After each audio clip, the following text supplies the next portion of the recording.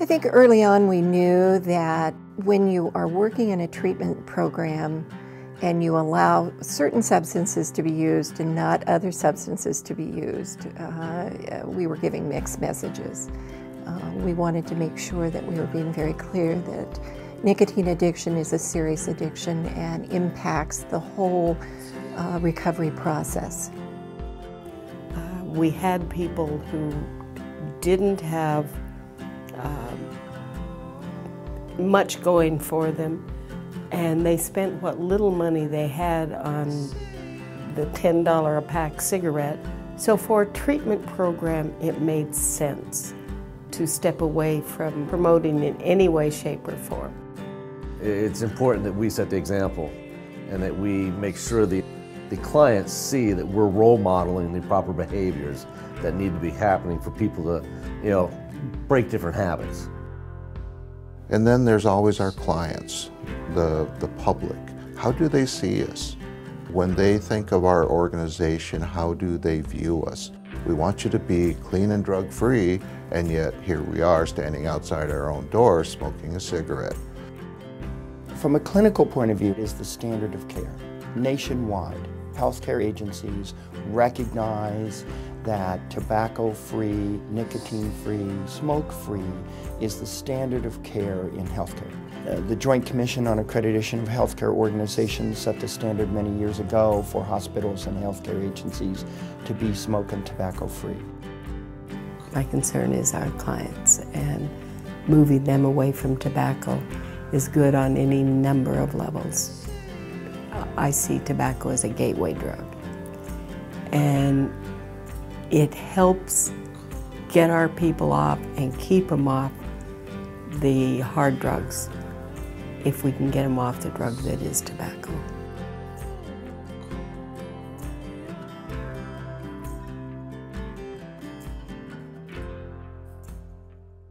Recovery is difficult enough anyway. Every single morning when they begin to use it, their chances of recovery are diminished by that much. I think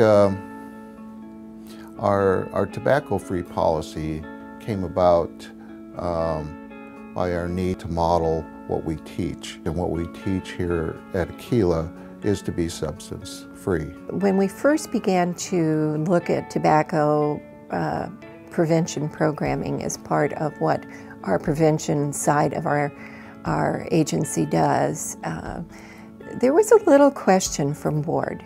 It was really driven by one of our board members who had an important family member who experienced tobacco-related illness and eventually died from that tobacco-related illness. And that individual became very vocal and very honest about how serious this problem is, and he began to kind of shape and work with the board around this issue. They began to see and understand, together with the prevention staff, it really became exciting opportunities to begin to shape a policy initiative that made sense for everybody. Yeah, we got it on the floor, but the questions were really, what problems will it cause you? Can we really do this? Is it legal to do this? We also had a board that was very open because they're committed to treatment outcomes, and one of the things we believe, and what science tells us at this point, is our treatment outcomes will be far better if we address all forms of addiction when people come to treatment. The board accepted it, they authorized it, approved it, and we had implemented it.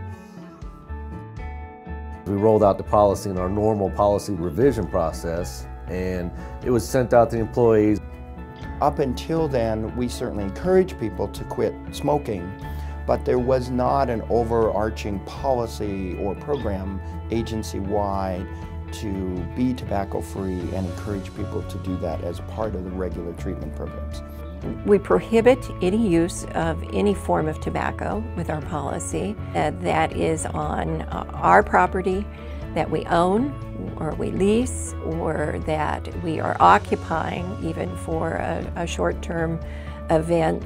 We also say that tobacco use by our staff cannot be used during the daytime. So even if they leave and go off-site, they are not supposed to be smoking during their workday. Our Human Resources Department, from the time that employees are first recruited, will work with them to begin to address their own tobacco addiction.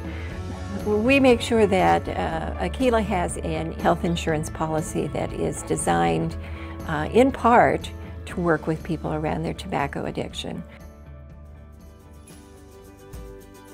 When we bring an employee in, we actually put it in part of the process of the orientation because we wanted to make sure they understood our campuses are all tobacco free.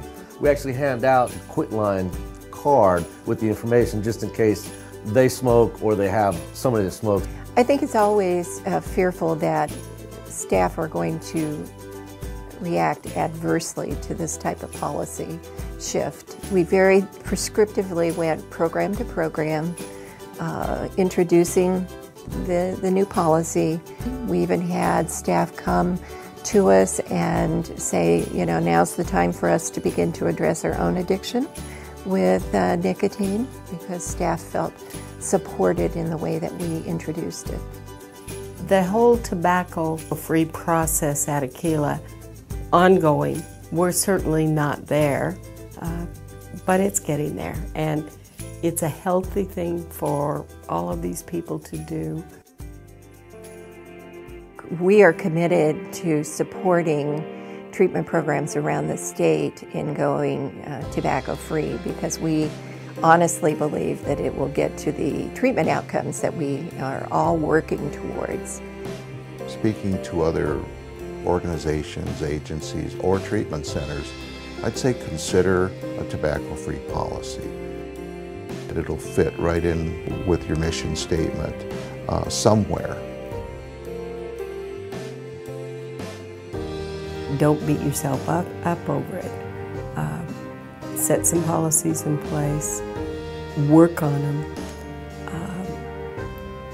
It isn't an overnight process. It's incremental. It takes time. You have to get your staff on board, particularly your leadership, because there will be challenges. I think it always needs to be made clear that this is for the health of individuals. There are bound to be struggles, there are bound to be challenges. That just comes with the territory. Change is perceived as being difficult and challenging, but if people will just kind of ride that wave for a little while, it will be a very positive outcome, and it certainly speaks to the ability of folks to be resilient and successful in their recovery process.